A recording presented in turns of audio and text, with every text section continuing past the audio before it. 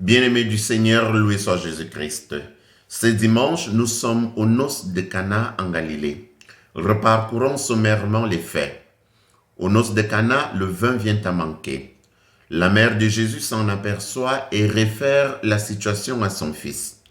Immédiatement après la réponse de Jésus, Marie parle au serviteur et prépare l'action de son fils.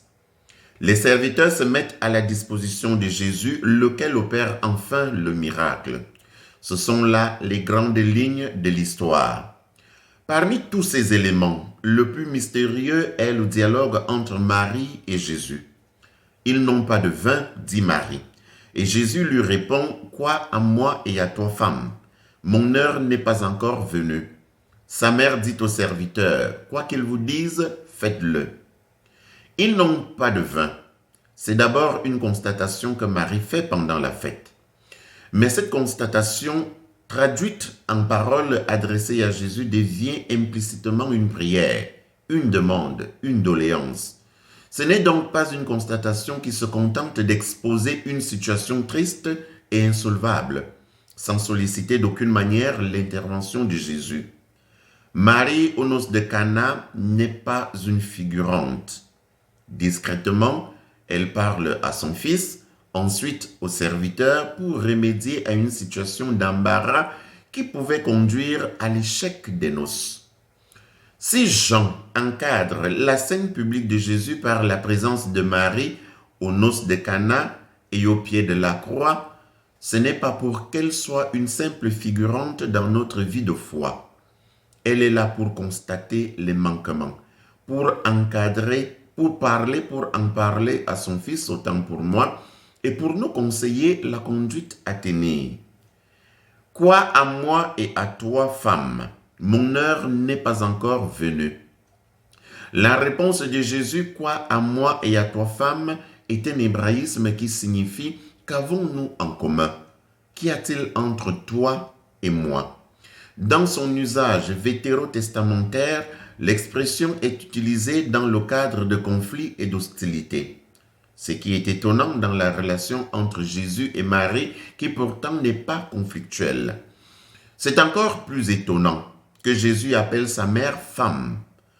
Mais si on comprend pourquoi Jésus appelle sa mère femme, on comprendra donc aussi pourquoi il emploie l'hébraïsme quoi à toi et à moi, femme. Remarquons déjà que femme ici forme également une inclusion avec l'événement de la croix. Femme, voici ton fils, dit Jésus à Marie. Femme serait un terme honorifique. Il équivaudrait à mère, mais avec plus de solennité. Aussi Jésus dira à Jean, voici ta mère. Mais si aux noces de Cana, Jésus appelle sa mère femme, c'est pour ne pas réduire son action au seul cadre familial, dans une relation de mère à fils. Femme est à comprendre dans le sens apocalyptique de Jean. Aussi peut-on contempler en Marie, à Cana et au Calvaire, la femme dont les oracles prophétiques avaient annoncé l'enfantement merveilleux. La femme qui est la Sion idéale des temps eschatologiques.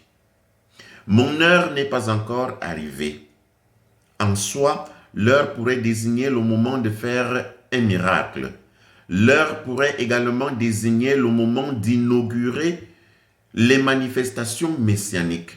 L'heure pourrait désigner le moment de célébrer les noces entre Dieu et l'humanité sur l'autel de la croix.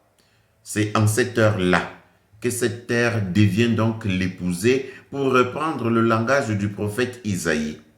Dans ce cas, disons que Jésus a avancé à la prière de sa mère l'heure fixée par le Père. L'intercession de Marie fait anticiper l'heure de Dieu. Quoi qu'il vous dise, faites-le. Immédiatement après les paroles de Jésus, Marie dit aux disciples, « Quoi qu'il vous dise, faites-le. » Ces mots reprennent quasi littéralement la recommandation du Pharaon aux Égyptiens.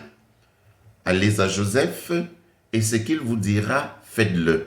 Nous sommes là dans le livre de la Genèse au chapitre 41, verset 55. Il y a un apport humain à l'accomplissement du miracle. remplir d'eau les jarres. L'évangéliste précise, ils les remplirent jusqu'au bord. Il s'agit d'un travail bien fait, sans désinvolture ni mercénariat.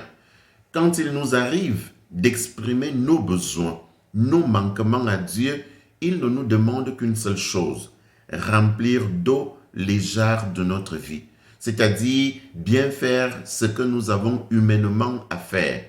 Il se chargera du reste. Il se charge de donner de la saveur et du prix à nos efforts. Loué soit Jésus-Christ.